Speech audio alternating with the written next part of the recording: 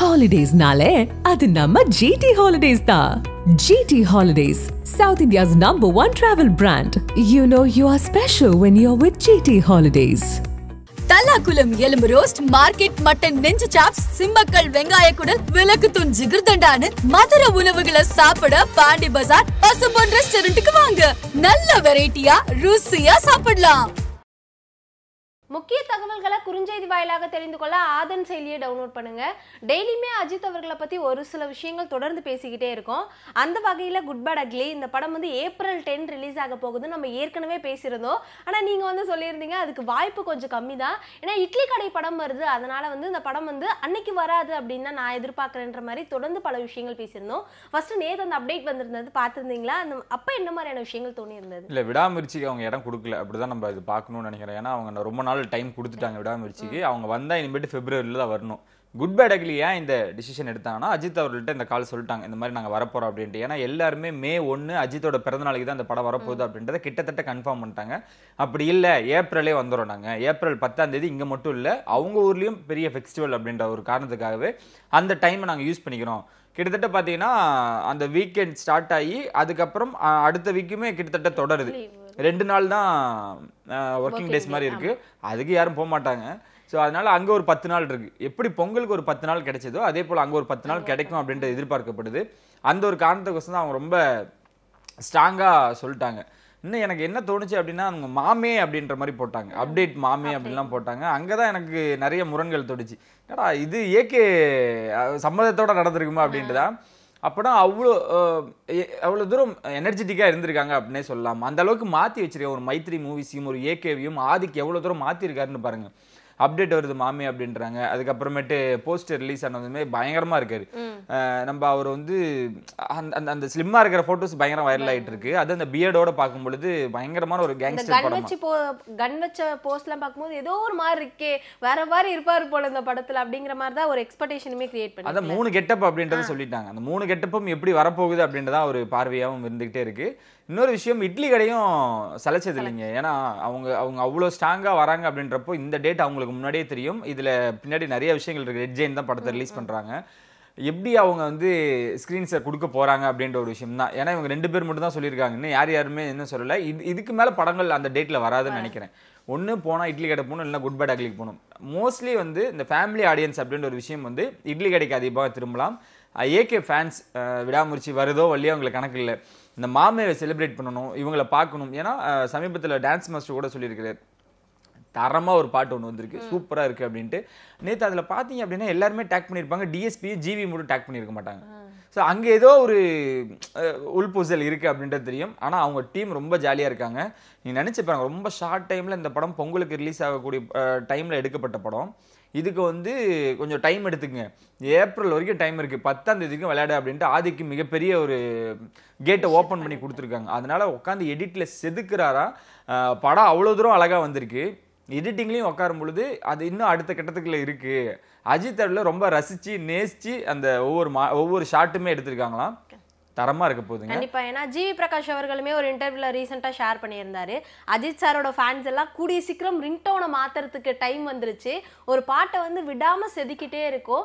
அந்த படத்தை பார்க்கும்போது எனக்குமே பர்சனலா நிறைய விஷயங்கள் தோணி இருந்தது அப்படின்னு ஜிவி பிரகாஷ் ஷேர் பண்ணியிருந்த பார்த்து நிறைய அஜித் சாரோட ஃபேன்ஸ் எல்லாம் வந்து எங்களுக்கு ஒரு படம் ரெடி ஆயிடுச்சு மாமே அப்படிங்கிற மாதிரி செமையா வைப் பண்ணிக்கிட்டு இருக்காங்க இல்லையா. அதான் ஏகே அவங்க எப்படி தூரம் செலிப்ரேட் பண்றாங்க பாருங்க. ஒரு மியூசிக் டைரக்டர் ஏகேவோட ப்ராஜெக்ட்ல இருக்காங்க அப்படின்னா அந்த தீம் தான் பேசும். பில்லால இருந்து எடுத்துங்க, ஆரம்பமா இருக்கட்டும், யுவன் பிரிக்கவே முடியாது. யுவன் அப்படின்னாலே ஏகே சேர்ந்தாலே அந்த பிஜிஎம் தான் ஸ்பெஷலாகவும் இருக்கும், பெஸ்ட்டாகவும் இருக்கும்.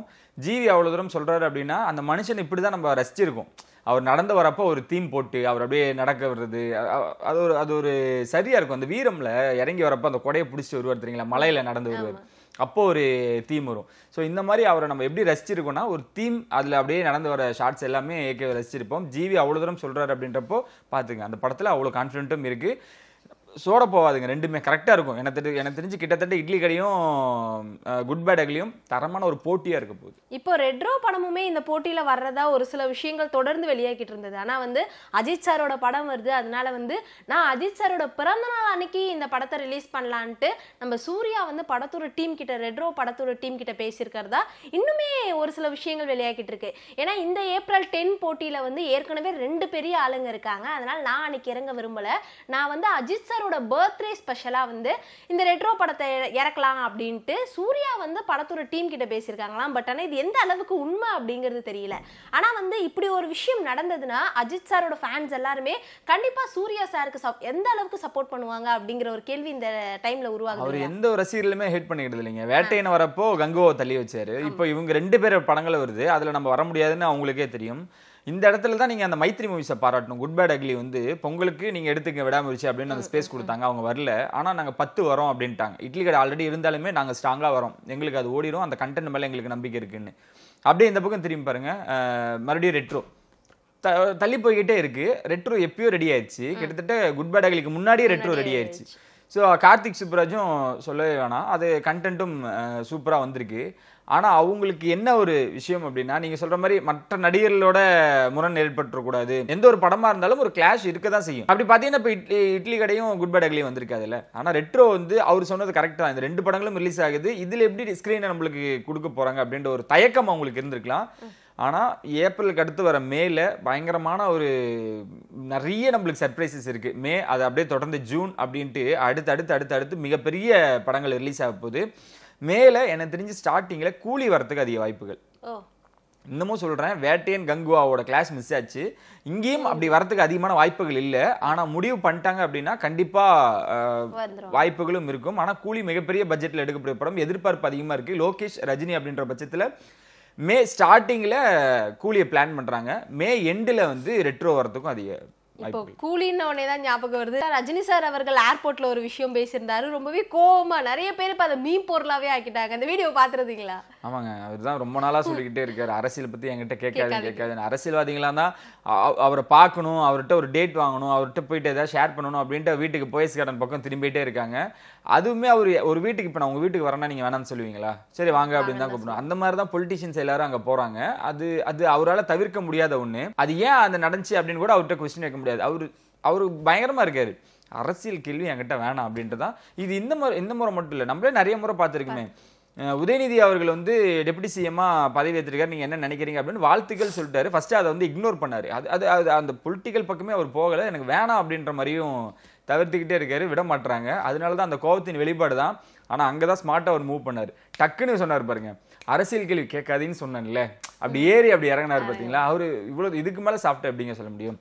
ஆனா அவர்கிட்ட இருந்து நிறைய விஷயங்கள் எதிர்பார்க்கறாங்க. ஏன்னா இது பேசினா அப்புறம் பாலிடிக்ஸாக மாறிடும். ஏன்னா எல்லா எதிர்கட்சி தலைவர்களும் போய் மீட் பண்ணுறாங்க, இவங்களுக்கு அகேன்ஸ்டாக வர போகிறாங்களா, இவங்களுக்கு சப்போர்ட் பண்ண போகிறாங்களான்னு சொன்னாங்க. அவர் எதுக்குமே பயப்பட மாட்டார். கூலி, அதுக்கப்புறமேட்டு நெல்சன் ஜெயிலர் 2 என் படங்கள் பேசிட்டு போது நான் அதில் பார்த்துட்டு போகிறேன், யாராக இருந்தாலும் போய்ஸ் கேடுவாங்க, நாங்கள் மீட் பண்ணிக்கிறோம்.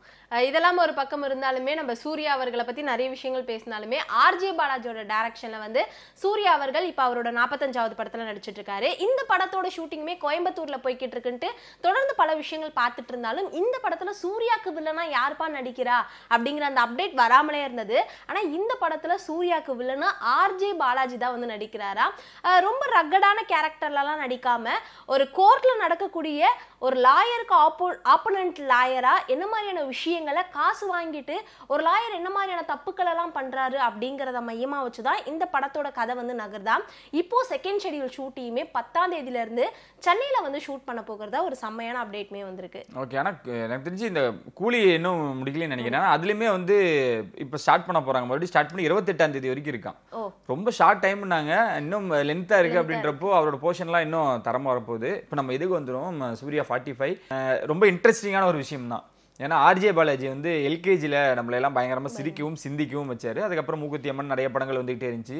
இந்த வில்லன் கதாபாத்திரம் அப்படின்றது அவ்வளோ ஈஸி கிடையாது, உங்களுக்கே தெரியும். ஏன்னா விலங்குகள் மட்டும் இல்லை, எல்லா படங்களையும் ஒரு படம் ரொம்ப ஸ்ட்ராங்காக இருக்குது அப்படின்ற பட்சத்தில் அதில் வில்லன் ஸ்ட்ராங்காக இருக்கணும், அப்போ தான் ஹீரோவாகவே இருப்பார். நீங்கள் சொல்கிறது நடந்துச்சு அப்படின்னா எப்படி இருக்குன்னு நினச்சி பாருங்களேன். அவர் வந்து ஒரு வக்கீலா வந்து எது பண்ணாலும் சூர்யாவுக்கு அகேன்ஸ்டாக காசு வாங்கிட்டு பண்ணக்கூடிய ஒரு கேரக்டராக இருந்துச்சுன்னா அதுவும் ஆர்ஜே பாலாஜியோட ஒரு சிரிப்பு இருக்கும்.